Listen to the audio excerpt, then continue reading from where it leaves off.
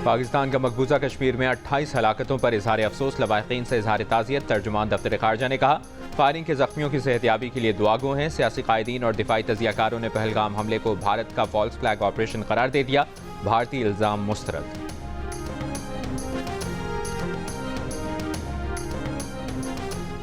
पहलगाम हलाकतों के बाद अमरीकी सदर ट्रंप का भारतीय वज़ीर आज़म मोदी को फ़ोन, हमले की मसम्मत। कहा, दहशतगर्दी के खिलाफ अमरीका भारत के साथ है।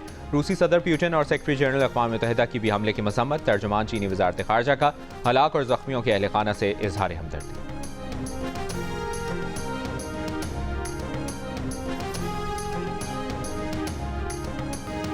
मौलाना फजल रहमान ने हुकूमती कारकर्दगी को सिफर करार दे दिया। इस्लामाबाद में सहाफ़ियों से गुफ्तगू करते हुए कहा कि हुकूमती इदारे अवाम की जान और माल के तहफ़्फ़ुज़ में नाकाम हैं। अवाम को हुकूमत की जानिब से कोई रिलीफ नहीं मिला। खैबर पख्तूनख्वा, बलोचिस्तान और सिंध में अमन व अमान की अबतर सूरत हाल है। मौलाना फजल रहमान का कहना था कि अपोजिशन का बड़ा इत्तेहाद बनाने पर JUI की काउंसिल आमादा नहीं। अपोजिशन में बैठी जमातों का कोई बाज़ाब्ता इत्तेहाद नहीं, मगर राबते कायम हैं। JUI की मजलिस अमूमी अपोजिशन जमातों के इत्तेहाद में शामिल होने के हक में नहीं है।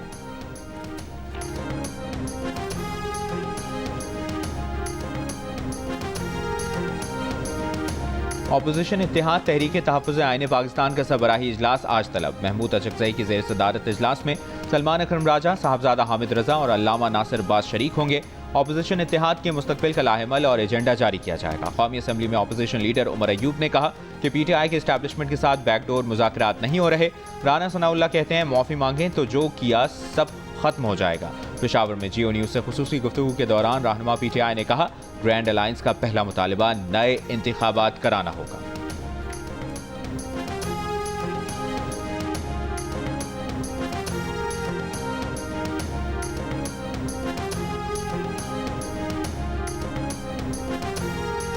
वज़ीर आज़म जल्द अपना मीटर अपनी रीडिंग प्रोग्राम का इफ्तिताह करेंगे। लेस्को चीफ रमजान भट्ट का लाहौर चैम्बर में खिताब। कहा, बिजली की फौरी बहाली के लिए रैपिड रिस्पांस फोर्स कायम कर दी है। मीटर की खराबी का जिम्मेदार मीटर रीडर होगा।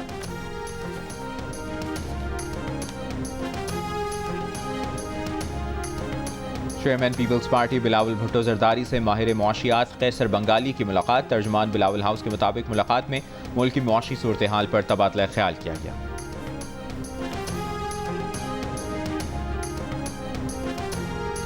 रवा माली साल पाकिस्तान की माशी तरक्की की रफ्तार 3% की बजाय 2.6% रहने का इम्कान। IMF ने वर्ल्ड इकनॉमिक आउटलुक रिपोर्ट जारी कर दी। इससे पहले IMF ने शरह नमू 3% रहने की पेशगोई की थी। IMF के मुताबिक अगले माली साल में पाकिस्तान की माशी तरक्की की रफ्तार बढ़कर 3.6% होने की तवक्को है। रवा माली साल करंट अकाउंट खसारा 1% की बजाय GDP का 1% रहने की पेशगोई। करंट अकाउंट खसारा $3.7 अरब के बजाय महज $40 करोड़ रहने की तवक्को।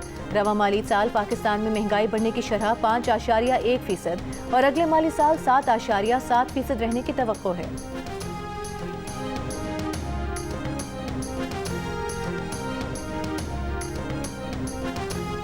नून लीग के कायद नवाज शरीफ ने कहा है कि पाकिस्तान में हर काम मेरिट पर हो रहा है। शहबाज शरीफ ने गिरती मईशत को अपने पांव पर खड़ा कर दिया है। PTI की गलत पॉलिसीज की वजह से पाकिस्तान इस मकाम तक पहुंचा।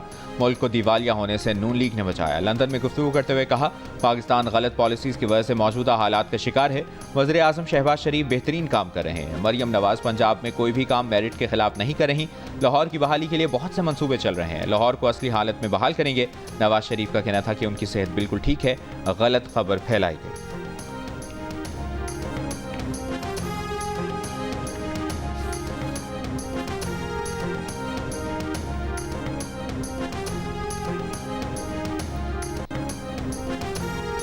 पाकिस्तान से 67,000 से ज्यादा आज़मीन का हज रकम की अदायगी के बावजूद खटाई में पड़ गया। हज ऑपरेटर्स के नुमाइंदे कायमा कमेटी इजलास में वजारत मजहबी उमूर पर फट पड़े। कहा कि वजारत ने डेडलाइन का नहीं बताया, हमें लोगों से हज दरख्वास्तें भी नहीं लेने दी। हमारे पैसे DG हज के जरिए किसी और गलत अकाउंट में थे। सऊदी हुकूमत हमारी रकम अपने डिजिटल अकाउंट में ढूंढती रही। तकरीबन 1.25 महीना 50 मिलियन रियाल की वापसी में लग गया। डेडलाइन मुकम्मल करने में रुकावटें खड़ी की गईं। सऊदी मुआहदे में लिखा है कि अगर 14 फरवरी तक मुकम्मल रकम ना मिली तो फिर जहां जगह मिलेगी वो देंगे। कमेटी इजलास में सेक्रेटरी मजहबी उमूर ने कहा कि DG हज को ऑनलाइन ले लें, पूछें किसने पैसे गलत अकाउंट में मुंतकिल किए। सऊदी हुकूमत का खत आया है कि अब 67,000 आज़मीन हज का मजीद कोटा नहीं रहा। डीजी हज ने कहा कि 14 फरवरी तक 600 मिलियन रियाल निजी स्कीम ने देने थे, जो नहीं दिए। जो डिजिटल वॉलेट में पैसा आया है वो तो वापस हो जाएगा, जो पैसा इमारत वगैरह बसों के किरायों का गया वो वापस आएगा या नहीं, कुछ नहीं कह सकते।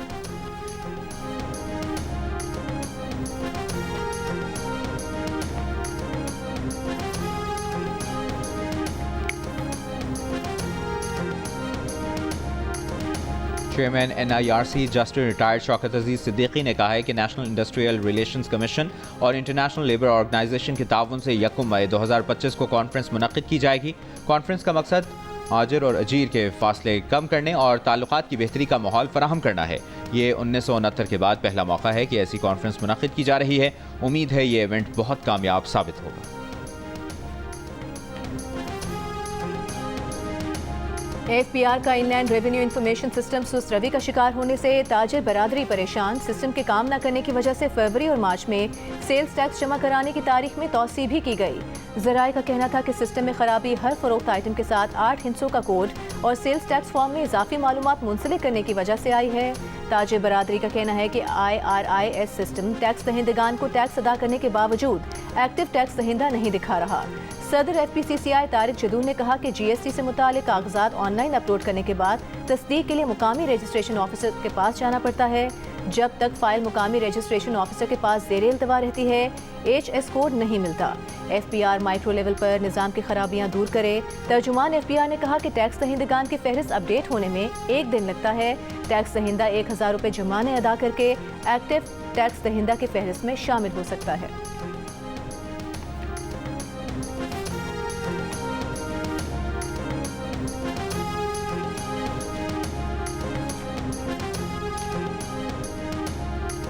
अगर किसी ने बिल को पढ़ा है तो वो अगर ये साबित कर ले कि यार फिलानी शिक के अंदर आप लोगों ने इख्तियार दिया है वफाकी हुकूमत को SIFC को, वो शिक मुझे बताए, वो वर्ड मुझे बताए और मेरे उस बिल में मुझे दिखाए, तो उसके बाद आगे मैं बात करूंगा। फजूल बातें कि जी ये हो गया तो वो हो गया, मफरूज़ों का जवाब मैं देता नहीं हूँ। ये मफरूज़े हैं, बिल को पढ़ के बता दें कि कहाँ पर हमने कोई इख्तियार दिया है। ना हमने इख्तियार दिया है, ना हम इख्तियार देंगे, ना इख्तियार हमसे कोई ले सकता है। वज़ीर आला खैबर पख्तूनख्वा अली अमीन गंडापुर ने माइंस एंड मिनरल्स बिल पर तनकीद करने वालों के सामने सवालात रख दिए। कहा, बताया जाए बिल की कौन सी शिक में हुकूमत और SIFC को इख्तियार देने की बात है। ऐसा कोई एक लफ्ज़ दिखा दिया जाए तो फिर बात होगी। मफरूज़ों का जवाब नहीं देंगे। KPK ने किसी को इख्तियार नहीं दिया, ना आइंदा देंगे और ना कोई हमसे ज़बरदस्ती इख्तियार ले सकता है। अली अमीन ने इसहाक डार के दौरे अफगानिस्तान को खुशाइन भी करार दिया और चोट भी कर दी। बोले, कौम को अब तक इस दौरे की तफसीलात से आगाह नहीं किया जा सकता। वज़ीर आला खैबर पख्तूनख्वा अली अमीन गंडापुर ने कहा कि विफाक ने उनके प्लान पर अफगानिस्तान का दौरा नहीं किया। विफाक सियासी पॉइंट स्कोरिंग करे मगर जो कर रहा है वो ना करे। विफाकी हुकूमत का वफ्द बस कोट पैंट पहन कर गया, पता नहीं क्या डिस्कस किया होगा। खैबर पख्तूनख्वा को एतमाद में लिए बगैर मुज़ाकरात मुस्बत नहीं होंगे।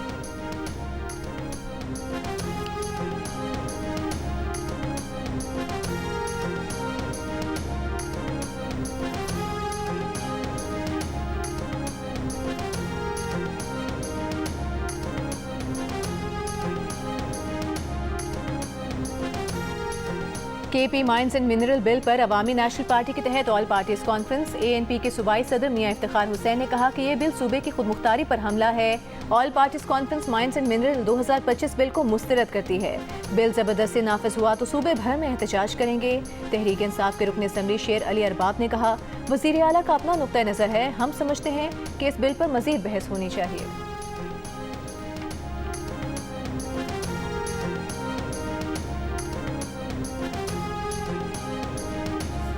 वज़ीर आज़म ने हुकूमती कारकर्दगी के निज़ाम की बेहतरी के लिए कमेटी तश्कील दे दी। वज़ीर ख़जाना कन्वीनर मुक़र्रर। कमेटी के अरकान में वज़ीर तवानाई, वज़ीर मौसमियाती तब्दीली, चेयरमैन FBR और दीगर शामिल। कमेटी FBR के मौजूदा फ्रेमवर्क और नताइज का तजिया करेगी। विफाकी इदारों के लिए मयारी जाँच और फीडबैक निज़ाम तैयार किया जाएगा। कमेटी 30 दिन में अपनी रिपोर्ट वज़ीर आज़म को पेश करेगी।